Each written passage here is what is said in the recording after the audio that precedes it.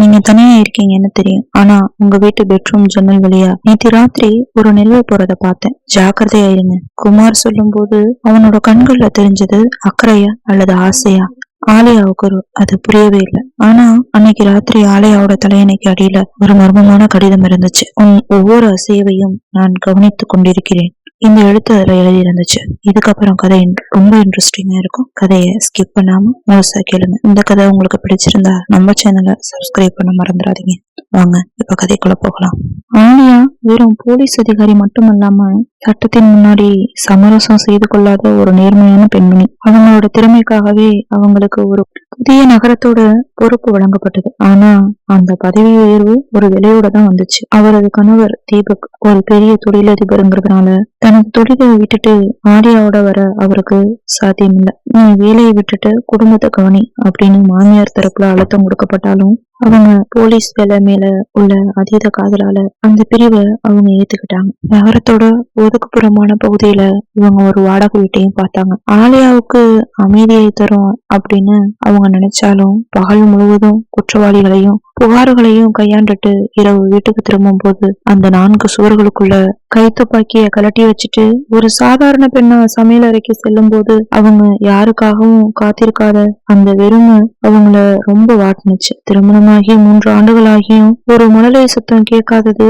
ஆலியாவுக்கு ஒருவித தாழ்வு மனப்பான்மையை உருவாக்குச்சு. மருத்துவ ரீதியா 2 பேர்ட்டையும் எந்த குறையும் இல்லை அப்படின்னாலும் ஏனோ கடவுள் இன்னும் அவங்களுக்கு குழந்தை பாக்கியத்தை கொடுக்கல. தீபக்கும் ஆலியாவும் குழந்தைய பத்தி பேசுறது கேட்டாங்க. ஆனா மத்த நேரங்கள்ல அக்கம் பக்கத்தினர் மற்றும் உறவினர்கள் எல்லாம் கேள்வி கேட்கறது ஆலியாவோட மனசை காயப்படுத்தினுச்சு. இந்த தனிமைய தீபக் புரிஞ்சுக்குவாருன்னு ஆலியா நம்பினாங்க. ஆனா தூரம் அவர்கள் 2 பேர்ட்டையும் நெருக்கத்தை குறைச்சி சந்தேகத்தை தான் வளர்த்துச்சு. வேலை முடிஞ்சு நள்ளிரவுல களைப்பா வரும்போது தீபக் போன் பண்ணுவாரு. இவ்வளவு லேட்டா வர? உண்மையிலேயே டியூட்டில தான் இருக்கியா அல்லது அக்கம் பக்கத்துல யாராவது புதுசா பேச்சு கொடுத்தாங்களா? தனியா இருக்கேன்னு சொல்லி யாரும் வீட்டு பக்கம் வரலையே அப்படின்னு அவர் கேட்கும் கேள்விகள் ஆலியாவோட நேர்மைய சுட்டெரிச்சிச்சு. நான் ஒரு போலீஸ் அதிகாரி தீபக், என் மேல உனக்கு நம்பிக்கை இல்லையா அப்படின்னு ஆலியா அழும்போது தீபக் அதை ஒரு வார்த்தைய சாதாரண பேச்சா கலந்துருவாரு. இந்த சந்தேக பேச்சுக்களே ஆலியாவை இன்னும் அதிக தனிமைக்கு தள்ளியது. அவருக்கு தேவைப்பட்டதெல்லாம் ஒரு ஆறுதல் வார்த்தை தான். ஆனா அவருக்கு கிடைச்சது கேள்விகள் மட்டுமே. இந்த சூழல் தான் ஒரு வேட்டைக்காரனின் பதுங்களோடு குமார் அந்த பகுதிக்கு நுழைகிறான். ஆனா ஆலியாவோட இந்த மன ரீதியான பலவீனத்தை அவன் தன்னோட ஆயுதமா மாத்திக்க திட்டமிடுறான். யார் இந்த குமார்? வாங்க அவனை பத்தி இப்ப தெரிஞ்சுக்கலாம். குமார் ஆரம்பத்துல ஒரு பர்ஃபெக்ட் ஜென்டில்மேன் போலதான் நடந்துகிட்டான். தன்னை ஒரு மென்பொருள் பொறியாளர்னு அறிமுகம் பண்ணிக்கிட்டான். ஆலியாவுக்கு அவன் மேல ஒரு மரியாதையே ஏற்படுச்சு. நானும் என் பொண்ணு மனைவியோட தான் இங்க இருக்கேன். உங்களுக்கு எந்த உதவி வேணாலும் தயங்காம கேளுங்க மேடம் அப்படின்னு சொன்னப்ப ஒரு போலீஸ் அதிகாரியா இருந்தாலும் ஆலியா அவனை ஒரு நல்ல அண்டை வீட்டுக்காரரா தான் பார்த்தாங்க.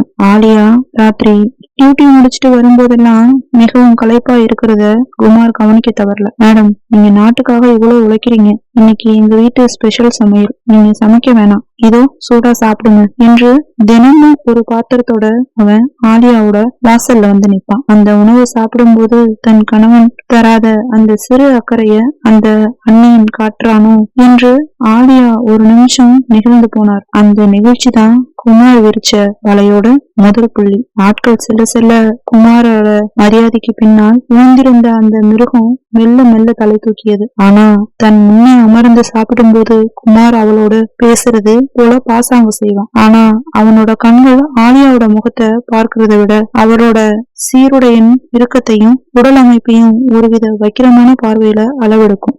ஆலியா நிமிர்ந்து பார்க்கும்போது சட்டனை பார்வையை மாற்றிக்கிட்டு சாப்பாடு எப்படி இருக்கு மேடம் என்று இயல்பா கேட்பான். ஆனா அந்த பார்வையில இருந்த பசி ஆலியாவிற்கு ஏதோ ஒரு ஆபத்தை உண்டாக்கியது. ஒரு போலீஸ் அதிகாரியா எத்தனையோ குற்றவாளிகளை பார்த்த ஆலியாவிற்கு குமாரின் கண்களில் தெரிந்த சாதாரண நட்பு ஒரு வேட்டைக்காரன் தனது இரையை நோக்கும் போது பாக்குற பார்வை மாதிரி புரிய தொடங்குச்சு. ஆரம்பத்துல அக்கறை போல தெரிஞ்ச குமாரோட பேச்சு மெல்ல மெல்ல ஆபாசத்தின் எல்லையை தொட்டுச்சு. ஆலியா சீருடையில் இருக்கும்போது அவனோட பேச்சுல ஒருவித ஏளனமும் வக்கிரமும் கலந்திருந்துச்சு. ஒரு நாள் மாலை ஆலியா பணி முடிச்சிட்டு வீட்டுக்குள்ள நுழையும் போது குமார் குறுக்க வந்து நின்னான். என்ன மேடம், இன்னைக்கு ரொம்ப டைட்டான டியூட்டி போல. இந்த துப்பாக்கி லத்தி எல்லாம் உங்களுக்கு எதுக்கு? இதையெல்லாம் பிடிக்கிறத விட நீங்க சமையல் கரண்டிய கையில எடுத்தாக்க இன்னும் நல்லா இருக்கும், லட்சணமா இருப்பீங்க என ஒருவித கிண்டலோட சொன்னான். அது ஒரு பெண்ணா ஆலியாவுக்கோட அடையாளத்தை கேலி செய்வதை போல இருந்துச்சு. வெறும் பேச்சோட இல்ல, குமார் தனது உடல் மொழியிலும் அநாகரித்த காட்ட ஆரம்பிச்சான். ஆலியாவோட வீட்டுக்குள்ள சாப்பாடு எடுத்துட்டு வரும்போது வேணும்னே ஆலியாவுக்கு மிக பக்கத்துல வந்து நிக்கிறது, அவரை கடந்து போகும்போது உரசுறது, அந்த மாதிரியான அத்துமீறல்கள் அதிகரிச்சுக்கிட்டு இருந்துச்சு. ஒரு முறை ஆலியா சோஃபால அமர்ந்து தண்ணி குடிச்சிட்டு இருந்தாங்க. குமார் பின்னால வந்து, ஏன் இவ்வளவு டென்ஷனா இருக்கீங்க ஆலியா, கொஞ்சம் ரிலாக்ஸ் பண்ணுங்க அப்படின்னு சொல்லி அவரோட தோள்பட்டையில கைய வைக்க துணிஞ்சான். அவனோட விரல் தோல் மேல பட்டதும் அடுத்த நொடி ஆலியாவோட போலீஸ் அதிகாரி விழிச்சுக்கிட்டாங்க. மின்னல் வேகத்துல குமாரோட மணிக்கட்டை பிடிச்சு பின்னுக்கு தள்ளி நொறுக்கினாங்க. குமார் வலியால துடிச்சான். ஆலியாவின் கண்கள் கனலா தகிச்சுச்சு. இங்க பாரு குமார், நான் சாதாரண பெண்ணா உன்கிட்ட பழகுனது நீ நல்லவன்னு நினைச்சுதான். ஆனா என் மேல கை வைக்கிற அளவுக்கு உனக்கு தைரியம் வந்துச்சா? அது உன்னோட அழிவுக்கான ஆரம்பம். நான் ஒரு போலீஸ் இன்ஸ்பெக்டர்ங்கிறத மறந்துடாத. உன் எல்லை எதுன்னு தெரிஞ்சு நடந்துக்கோ, இல்லன்னா அடுத்த நிமிஷம் நீ கம்பிக்கு பின்னாடி இருப்ப அப்படின்னு கர்ஜிக்க தொடங்கினார். சாதாரணமா அவன் ஒரு மனுஷனா இருந்திருந்தா ஒரு போலீஸ் அதிகாரியோட இந்த மிரட்டல்ல நடுங்கி இருப்பான். ஆனா குமார் ஒருவித சைக்கோ போல சிரிச்சான். வலியையும் மீறி அவனோட கண்கள்ல ஒருவித வக்ரம் தான் இருந்துச்சு. தன்னோட மணிக்கட்டை தடவிக்கிட்டே, சும்மா விளையாட்டுக்கு தானே தொட்டேன், அதுக்கு ஏன் இவ்வளவு கோவம்? ஆனா ஒண்ணு சொல்லவா மேடம், நீங்க அமைதியா இருக்கிறத விட இப்படி கோவப்பட்டா இன்னும் ரொம்ப அழகா இருக்கீங்க ஆலியா என்று பெயரை சொல்லி அழைத்து ஒரு கேவலமான பார்வையுடன் அங்கிருந்து நழுவி போறான். குமார் பயப்பில்ல என்பதுதான் ஆலியாவுக்கு பெரும் கவலைய தந்துச்சு. ஒரு குற்றவாளி போலீஸ பார்த்து பயப்பில்ல என்றா அவனிடம் ஏதோ ஒரு பெரிய ஆபத்தான பின்னணி இருக்குங்கிறது அவரால உணர முடிஞ்சிச்சு. அவன் ஏன் தன் மனைவியை வெளியே காட்டல? அந்த பெண்ணோட மௌனத்திற்கும் குமாரின் இந்த துணிச்சலுக்கும் என்ன சம்பந்தம்? ஆலியாவோட மூளை இப்போது ஒரு புதிய புலனாய்வு அதிகாரியா செயல்பட தொடங்குனுச்சு. குமாரோட அந்த மர்மமான வீட்டுக்குள்ள மறைஞ்சிருக்கிற அதிர்ச்சிகரமான உண்மைகளை பத்தி இப்ப நம்ம பார்ப்போம். குமாரோட வீடு ஒரு மர்மமான கோட்டை போல இருந்துச்சு. பகல் நேரங்கள்ல அந்த வீட்டின் ஜன்னல்கள் கூட திறந்ததில்ல.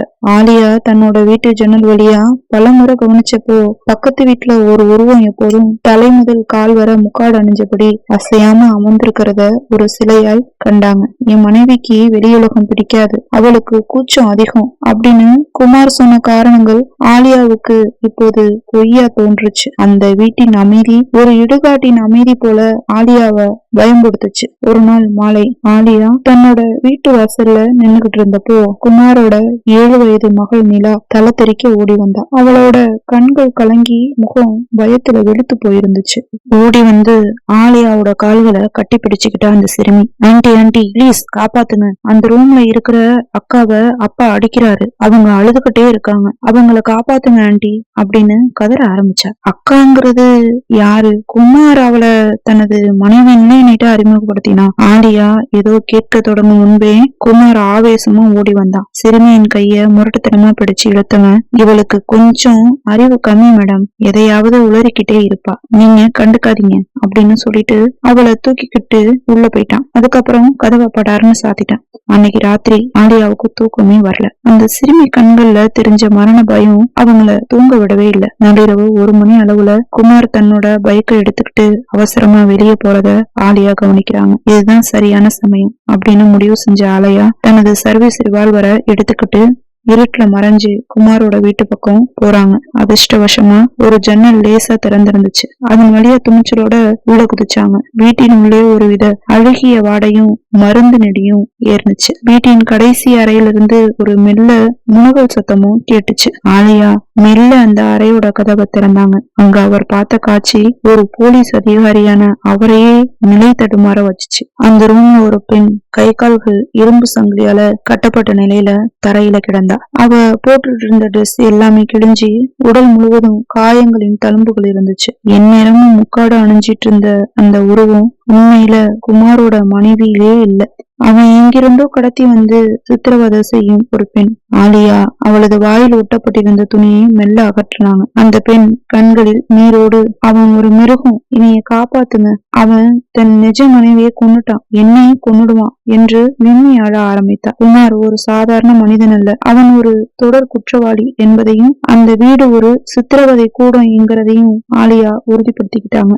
ஆலியா அந்த பொண்ணுகிட்ட குமாரோட நிஜ மனைவிய பத்தி விசாரிச்சப்போ இன்னும் ஒரு அதிர்ச்சிகரமான உண்மை வெளிவந்துச்சு. அவன் ஒரு சைக்கோ மேடம். அவனோட நிஜ மனைவி அவனோட வக்கிரங்களுக்கு ஒத்துழைக்கலன்னு அவன் ஒரு வருஷத்துக்கு முன்னாடியே அவளை கழுத்தை நெரிச்சு கொன்னுட்டான். அவளை இந்த வீட்டுக்கு பின்னாடியே புதைச்சிட்டு அவன் இடத்துல எண்ணெய வச்சிருக்கான். எண்ணெயும் கொன்னுடுவேன்னு மிரட்டிதான் எவ்வளவு நாள் சும்மா இருக்க வச்சிருக்கான் என அந்த பொண்ணு நடுங்கிக்கிட்டே எல்லா விஷயத்தையும் சொல்றா.